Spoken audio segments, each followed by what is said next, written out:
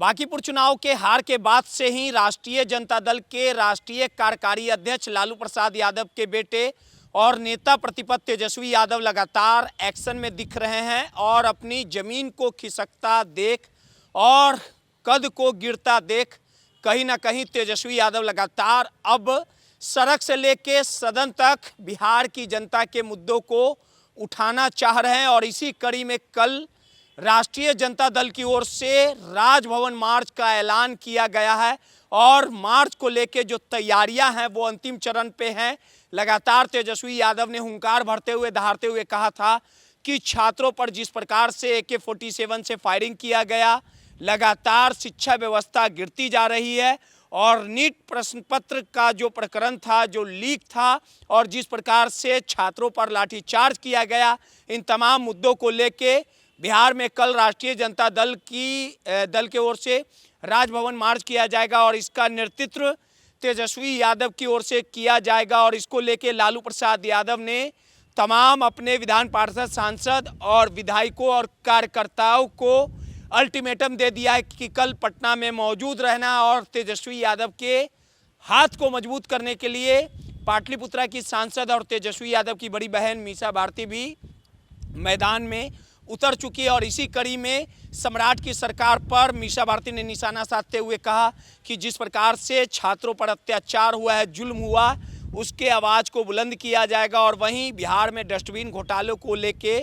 बिहार सरकार के पूर्व स्वास्थ्य मंत्री मंगल पांडे पर मीसा भारती ने निशाना साधा और साफ लफ्जों में कहा कि इस सरकार में जो स्वास्थ्य मंत्री मंगल पांडे को नहीं बनाया गया, उन्हें किसी तरह का पद नहीं दिया गया। इसके पीछे की वजह जिस प्रकार से मंगल पांडे ने जो घोटाला किया, इसका पाई पाई का हिसाब होगा। और इन मुद्दों को लेके हम कल सड़क पर उतरेंगे, सरकार को घेरने का काम करेंगे। मीसा भारती ने क्या कुछ कहा, पहले उनके बयानों को सुनवाते हैं।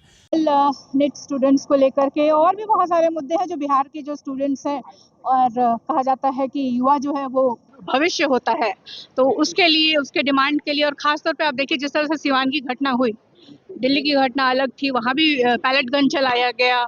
पहली बार देखा गया कि लाठी में कील लगा के स्टूडेंट्स के ऊपर वार किए गए और सिवान में AK-47 चलाने तक की घटना हो गई है। तो अब उसको लेकर के हम लोग क्या कि सिवान में खासतौर पे अब तक तो सरकार को, बिहार सरकार को, वहाँ के DM और SP दोनों को सस्पेंड कर देना चाहिए था। लेकिन आप देखिए कि जो बड़े अफसरों पे कार्रवाई ना करके एक मामूली से बेचारे जो सिपाही अपने से तो गोली चलाया नहीं होगा, बिना DM और SP के आदेश के कोई भी सिपाही जो अंगरक्षक होता है वो गोली चलाता नहीं है, तो उनको सस्पेंड करना चाहिए था। लेकिन सुप्रीम कोर्ट बिहार सरकार गई है, उस हलफनामे में दिया गया है कि हवाई फायरिंग हुई है, किसी छात्रों पर नहीं की गई है। इसको आप कैसे सोचेंगे? मतलब क्या था, वो एयर गन था, AK-47 ही था ना, सब लोगों ने देखा वो AK-47 था। मतलब खुशी में पुलिस हवाई फायरिंग कर रही थी।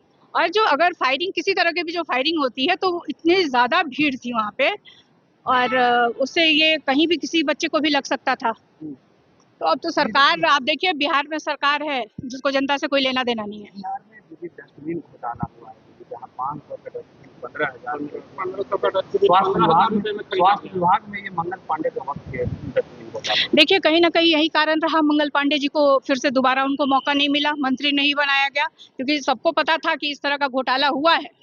और ये देखिए बिहार में युवाओं को नौकरी नहीं है, लोगों को पेंशन नहीं मिल रहा है, उनको सैलरी नहीं मिल रही है, और जो मंत्री हैं यहाँ भाजपा के, वो घोटाले पे घोटाले किए जा रहे हैं। मांग कर प्रोटेस्ट कर रहे थे, झारखंड में सरकार उनकी बातों को सुनी है। देखिए जो छात्र, झारखंड की जहाँ तक बात है, तो झारखंड में जितने भी स्टूडेंट प्रोटेस्ट कर रहे थे, उनकी 12 मांगे थी। 12 मांगों में से सरकार ने 10 मांगे मान ली है। जो 2 मांग है उसके ऊपर स्टूडेंट्स गए थे और उनसे बात हुई है, आगे उसका भी निष्कर्ष निकल जाएगा। छात्र कह रहे हैं कि मैम जिनका नौकरी लग गया है, वो लोग कह रहे हैं कि अब हम लोग रोड पर आ जाएंगे, हमारे साथ सरकार न्याय करे, हम लोगों की क्या गलती है, हमें तो नौकरी दी गई, उसके बाद अब ऐसा किया जा रहा है कि हमें नौकरी। अब तो ये सरकार का मामला है, सरकार उसको देखेगी किस तरह से उनके साथ भी न्याय करे सरकार। एक अंतिम सवाल लेंगे दीदी कि नीतीश जी राज्यसभा चले गए हैं, लेकिन अभी भी कार्यकर्ता सुपर CM के नारे लगा रहे हैं उनके सामने, कैसे देख रही हैं? अब तो उनका अंदरूनी मामला है, बिहार सरकार में क्या नीतीश जी की और जो भाजपा का शीर्ष नेतृत्व है उन दोनों के बीच में किस तरह का तालमेल हुआ है, किस तरह की बातें हुई है, अब तो वही लोग बताएंगे। छात्र आज प्रोटेस्ट कर रहे हैं सरकारी बीपीएससी पेपर लीक के खिलाफ। देखिए, एक बीपीएससी पेपर लीक के बारे में भी जो स्टूडेंट्स अभी आज गर्दनीबाग में प्रदर्शन कर रहे थे और धरने पे बैठे थे, तो सरकार को, मैं यही तो कह रही हूँ कि सरकार को बिहार की जनता से कोई लेना देना नहीं है, खासतौर पर बिहार के युवाओं से कोई लेना देना नहीं है। उनकी एक कमेटी बुला के उनसे बात करके उनकी बात समझनी चाहिए थी।